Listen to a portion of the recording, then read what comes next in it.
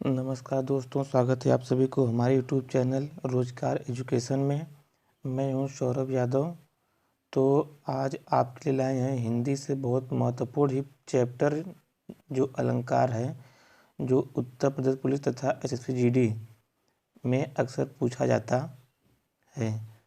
तो हम और यूपी पुलिस को टारगेट नज़र रखते हुए इस क्लास को आज करेंगे। तो चलते हैं अपने क्लास पे। हमारा आज का टॉपिक है अलंकार। आज हम पढ़ेंगे अलंकार। अलंकार क्या होता है?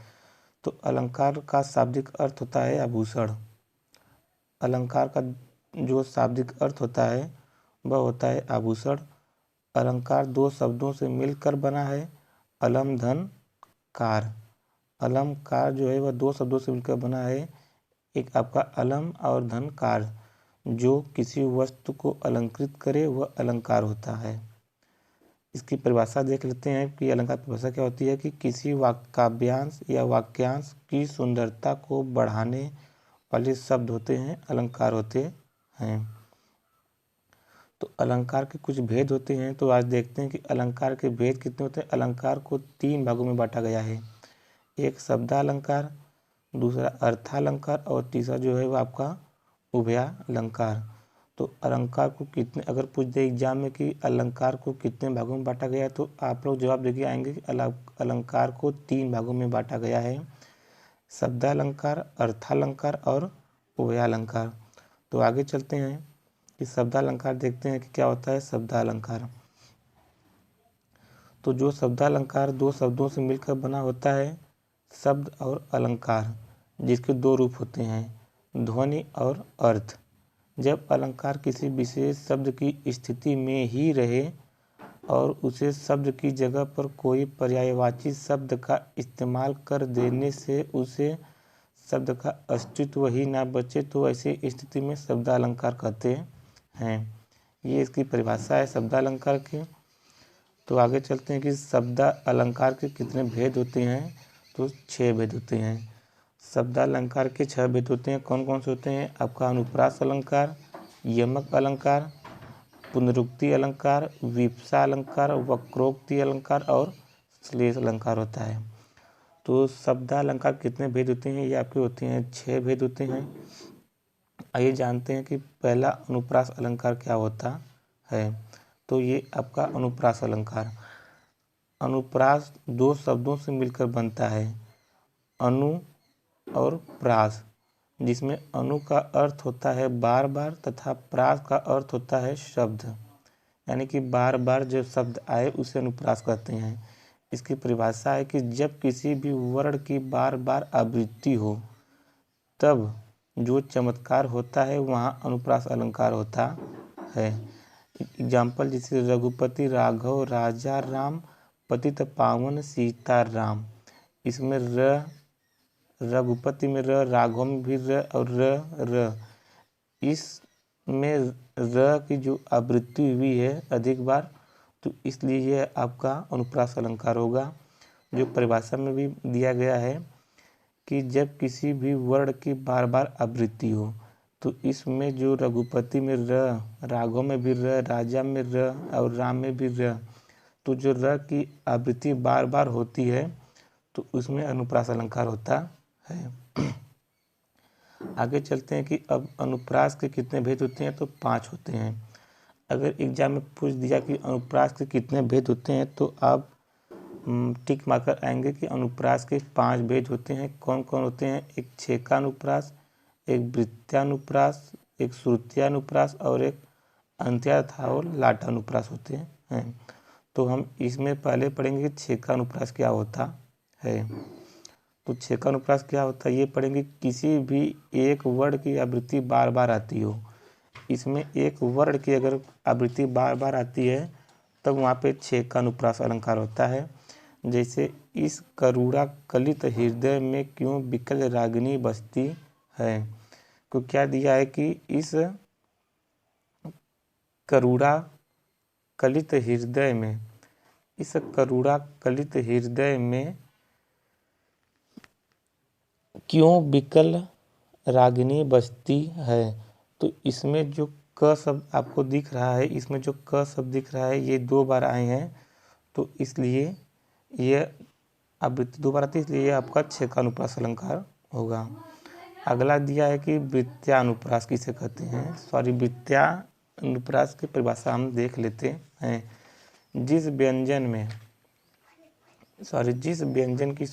व्यंजन की आवृत्ति बार बार हो वहाँ वृत्त्यानुप्रास अलंकार होता है, या जिस रचना या पंक्ति में कोई एक वर्ण एक या एक से अधिक बार आता है वहाँ पे भी वृत्त्यानुप्रास अलंकार होता है। कुछ एग्जाम्पल इसको देख लेते हैं तो बहुत अच्छी तरह से समझ जाएंगे। जैसे तरड़ तनुजा तट तमार तरवर बहुछाय, तो यहाँ पे जो शब्द आपका दिख रहा है यहाँ पे जो शब्द आपको दिख रहा है यह एक से अधिक बार आया है, तो यहाँ पे आपका वृत्त्यानुप्रास अलंकार होगा। तो आगे चलते हैं। आपका जो तीसरा है श्रुत्यानुप्रास अलंकार। इसकी जो परिभाषा है कि इसकी रचना में सभी वर्ण एक ही वर्ग के होते हैं, वहाँ श्रुत्यानुप्रास अलंकार होता है। जैसे अगर इसमें क वर्ग का है तो इसमें सिर्फ क, जैसे दिया है दिनांक था दीनानाथ डूबते, इसमें द का ही सिर्फ हुआ है प्रयोग वर्ग, तो इसलिए श्रुत्यानुप्रास अलंकार हो गया। जिसे यहाँ पे लिखा है सभी एक वर्ग से निकलते हैं वर्ण, तो वहाँ पे आपका श्रुत्यानुप्रास अलंकार होगा। आगे चलते हैं। अंत्यानुप्रास अलंकार। अंत्यानुप्रास अलंकार क्या होता है कि जिस रचना में अंतिम अक्षर समान होते हैं उन्हें अंत्यानुप्रास अलंकार होते हैं, या जिस रचना में अंतिम अक्षर जो होता है यानी तुक समान होते हैं वह अंत्यानुप्रास अलंकार होता है। जैसे रघुकुल रीत सदा चली आई प्राण जाए पर वचन न जाई, इसमें लास्ट में आई जो तुक है, इसका जो तुक है वह जाई और आई समान है, तो वहाँ पे अंत्यानुप्रास अलंकार होगा।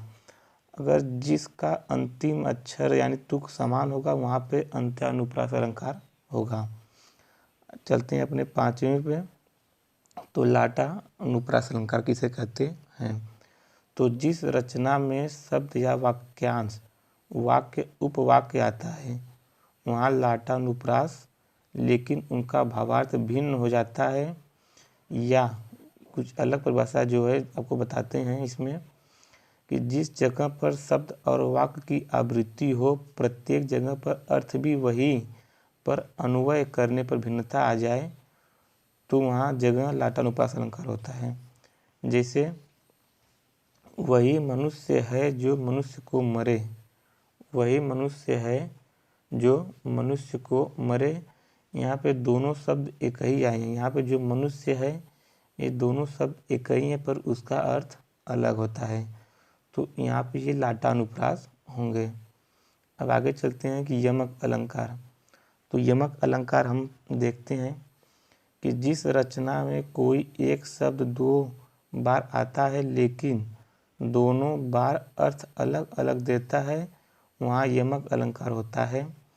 अगर यमक अलंकार पूछ दिया कि जिस रचना में कोई एक शब्द 2 बार आता है, जिस रचना में कोई एक शब्द 2 बार आता है लेकिन दोनों बार उसका जो अर्थ होता है वह अलग अलग होता है, वहाँ पे यमक अलंकार होता है। एग्जाम्पल समझते हैं। जैसे एग्जाम्पल देखते हैं कि जैसे क्या होता है कि जैसे सजना है मुझे सजना के लिए, बहुत ही महत्वपूर्ण एग्जाम्पल है कि सजना है मुझे सजना के लिए। यहाँ पे जो सजना एक है और एक और सजना है, तो यहाँ पे दोनों का अर्थ अलग अलग होगा। जो ये सजना है इसका अर्थ होगा सुंदर यानी अच्छा, तो दूसरे का जो सजना है उसका अर्थ होगा पति यानी स्वामी या हरि। तो सजना है मुझे सजना के लिए, यहाँ पे जो पहले का सजना का अर्थ होगा सुंदर या अच्छा तथा दूसरे सजना का अर्थ होगा पति या स्वामी होता है। एक और एग्जाम्पल जैसे कनक कनक ते 100 गुनी मादकता अधिकाय, यहाँ पे जो कनक है इस कनक का अर्थ होता है सोना तथा जो दूसरा कनक है इसका अर्थ होता है धतूरा। तो यहाँ पे जो कनक कनक सबका अर्थ अलग अलग होता है पर शब्द एक ही है, तो वहाँ पे यमक अलंकार होगा। आगे चलते हैं श्लेष अलंकार, कि जिस रचना में कोई शब्द एक बार आता है, जिस रचना में कोई अगर शब्द एक बार आता है लेकिन उसका जो अर्थ होता है एक से ज़्यादा निकलते हैं, वहाँ श्लेष अलंकार होता है। बहुत ही बेहतरीन है कि जिस रचना में कोई शब्द एक बार आता है लेकिन जो उसका अर्थ होता है अगर एक से ज़्यादा बार निकलता है तो वहाँ श्लेष अलंकार होता है। जैसे मधुबन की छाती को देखो सूखी इनकी कितनी कलियां। मधुबन की छाती देखो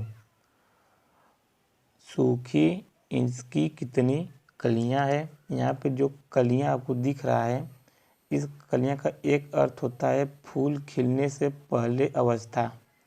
तो ये जो आपका कलियां दिख रहा है, कलियां, इसका एक अर्थ होता है फूल खिलने से पहले अवस्था, तथा दूसरा उसका अर्थ होता है यौवन यानी जवानी। तो आगे चलते हैं विपसा अलंकार पे। हमारा चौथा होगा विपसा अलंकार, कि किसी भी वाक्य को दोहराना जहाँ रचना में आधार, घृणा, आश्चर्य इत्यादि संबंधित शब्द आते हैं, वहाँ विपसा अलंकार होता है। विपसा में क्या होता है कि किसी भी वाक्य को दोहराना जहाँ रचना में आधार, घृणा, आश्चर्य इत्यादि संबंधित शब्द आते हैं, वहाँ पे आपका विपसा अलंकार होता है। जैसे चुप, चुप, यहाँ पे दो शब्द दोहराया गया है तो ये आपका विपसा अलंकार होगा। देखो, ओह। आगे चलते हैं अपने पांचवें वाले पे। वक्रोक्ति अलंकार क्या होता है, कि जब सुनने वाला यानी कि श्रोता जिसे कहते हैं, कहने वाले की बात अर्थ और कुछ अलग अलग निकालता है, वहाँ पे वक्रोक्ति अलंकार होता है। इसका मतलब कि जब कोई किसी से कह रहा है और जो जिससे कह रहा है अगर उसका अर्थ कुछ अलग निकाले, वहाँ पे वक्रोक्ति अलंकार होता है। जैसे कौन द्वार पर राधा मैं हरि, यहाँ पे इसका अर्थ है कि राधा पूछ रही है कि द्वार पर कौन है, द्वार कौन द्वार है, तो यहाँ पे जो कृष्ण बोले हैं कि पर राधा मैं हरि हरि हूँ। यहाँ पे हरि मतलब होता है भगवान। तो पूछ रहे हैं राधा की द्वार पर कौन है, तो कृष्ण बोले हैं कि राधा मैं हूँ हरि। तो आगे चलते हैं, यहाँ पे जो राधा है वह कुछ अलग ही अर्थ निकालती हैं। आगे चलते हैं अर्थालंकार पे। तो हमारा दूसरा है अलंकार, जो अलंकार वो अर्थालंकार है। इसकी हम परिभाषा कुछ देखते हैं। जैसे जिस रचना शब्दों के अर्थ से चमत्कार उत्पन्न होता है, वहाँ अर्थालंकार होता है।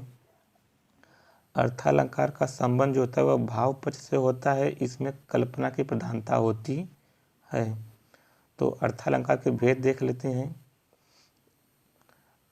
उपमा अलंकार, जहाँ उपमेय में उपमान से समान गुणधर्म के आधार पर तुलना व्यक्त की जाती है, वहाँ उपमा अलंकार होता है। तो जो उपमा अलंकार होता है इसमें बच्चे बहुत ही कंफ्यूज हो जाते हैं। तो हम आपको ऐसा पढ़ाएंगे कि आप कभी उपमेय अलंकार में कंफ्यूजिंग नहीं होगी आपको। बस एक बार वीडियो को देख के जाना एग्जाम से पहले।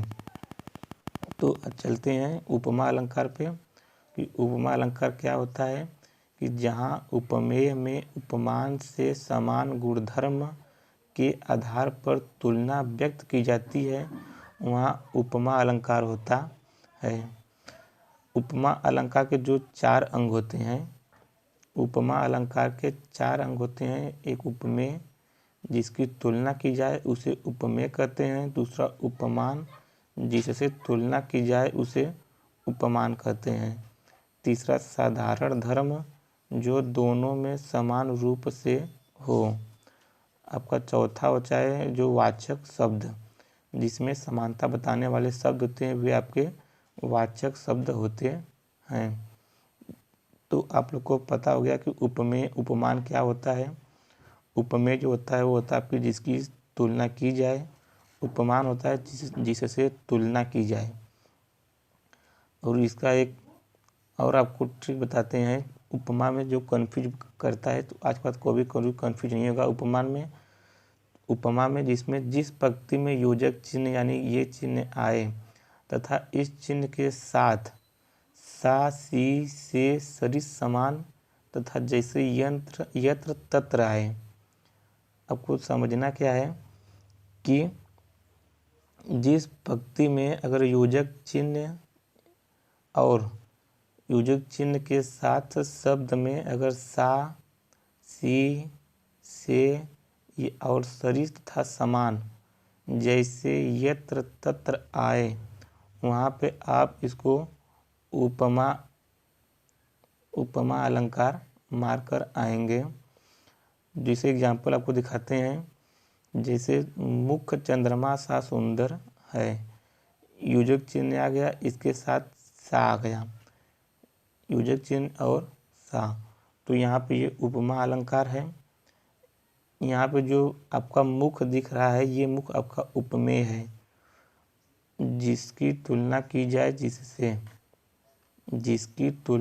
जाए उसे उपमेय कहते हैं तथा जिससे तुलना की जाए उसे उपमान कहते हैं। यहाँ पे जो मुख की तुलना की गई है चंद्रमा से, तो ये उपमेय हो गया। जो चंद्रमा आपका ये उपमान हो गया है, जिसकी तुलना किया गया है। आपका जो सुंदर है वो आपका साधारण धर्म है। तो आगे चलते हैं, रूपक अलंकार को देखते हैं। ये उपमा रूपक यमक में से बहुत बच्चे कंफ्यूज होते हैं, तो आज के बाद कोई कंफ्यूज नहीं होगा। जो आपका रूपक अलंकार है कि जब पंक्ति में केवल योजक चिन्ह आए और सा से सी न आए, वहाँ पे रूपक अलंकार होगा। या जहाँ उपमेय का उपमान से अभेद रहित आरोप हो, इसमें वाचक शब्द का प्रयोग नहीं होता है। जो वाचक शब्द होते हैं, आपका वाचक शब्द को यही कहते हैं सा से सी। जिस पंक्ति में कोई योजक चिन्ह अगर लगा है और उसके साथ सा जो से सी यानी कि वाचक शब्द नहीं है, वहाँ पे रूपक अलंकार होगा। अगर योजक चिन्ह के साथ सा से सी लगा है, तो वह आपका उपमा अलंकार होगा। समझ में आई ना आपको कि अगर जिस पंक्ति में केवल योजक चिन्ह आए और उसके साथ अगर सा से सी नहीं आया है, तो वहाँ पे रूपक अलंकार होगा। जैसे चरण कमल बंदो हरिराई, चरण कमल बंदो हरिराई, चरण कमल बंदो हरिराई। इसमें योजक चिन्ह तो आया है, पर इसके साथ वाचक शब्द यानी कि सा से सी नहीं आया है, तो यहाँ पे आपका रूपक अलंकार होगा। अगर यहाँ पे सा से सी या सरिस या सार कुछ भी लग जाए, तो यह आपका उपमा अलंकार हो जाएगा। तो इसमें जो योजक चिन्ह तो आया है, पर इसके साथ वाचक शब्द नहीं आया है, वाचक शब्द मतलब सा से सी नहीं आया है, तो यह आपका रूपक अलंकार होगा। आगे चलते हैं, उत्प्रेक्षा अलंकार। तो उत्प्रेक्षा का मतलब जहाँ उपमेय की उपमान से संभावना व्यक्त की जाए, वहाँ पे आपका उत्प्रेक्षा अलंकार होता है। जहाँ पे उत्प्रेक्षा अलंकार की परिभाषा है कि जहाँ उपमेय की उपमान से संभावना व्यक्त की जाए, वहाँ पे आपका उत्प्रेक्षा अलंकार होता है। अगर इसको ट्रिक से कैसे देखेंगे कि अगर किसी पंक्ति में अगर मनु जनु मनहु मानो जानो ज्यों त्यों आदि आता है, तो वहाँ पे उत्प्रेक्षा अलंकार होता है। जैसे एग्जाम्पल देखते हैं कि ले चला साथ मैं तुझे कनक ज्यों भिक्षुक लेकर स्वर्ण। तो यहाँ पे देखो कि ले चला साथ मैं तुझे जनक ज्यों, यहाँ पे ज्यों आया, तो यहाँ पे पंक्ति में लिखा है कि जनहु जानू मनहु मानो जानू ज्यों, यहाँ पे ज्यों, अगर यहाँ जिस पंक्ति में ज्यों आ गया, तब वहाँ पे आपका उत्प्रेक्षा अलंकार होगा। तो आगे दूसरा देखते हैं। दूसरा आपका दिया है कि नेत्र मानो कमल है। तो इसमें देखो मानो आ गया, तो हमने आगे आपको बताया था कि अगर किसी पंक्ति में मनु, जनु, मनहु, मानो, जानो, ज्यों त्यों अगर आएगा तो आपको तुरंत से कुछ नहीं करना, सिर्फ लगाना है उत्प्रेक्षा अलंकार। तो आगे चलते हैं अपने अगले पे। तो आपका है भ्रांतिमान अलंकार। भ्रांतिमान मतलब कि जहाँ समानता के कारण किसी एक वस्तु का दूसरी वस्तु के साथ भ्रम हो।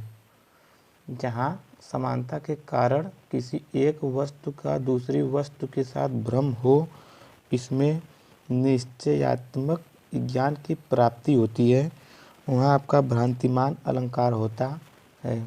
जैसे एग्जाम्पल दिया है कि नाक का मोती अधर की कांति से, बीच दाढ़िम का समझ कर भ्रांति से, देख कर सहसा हुआ सुख मौन है, सोचता है कि यह अन्य सुख कौन है।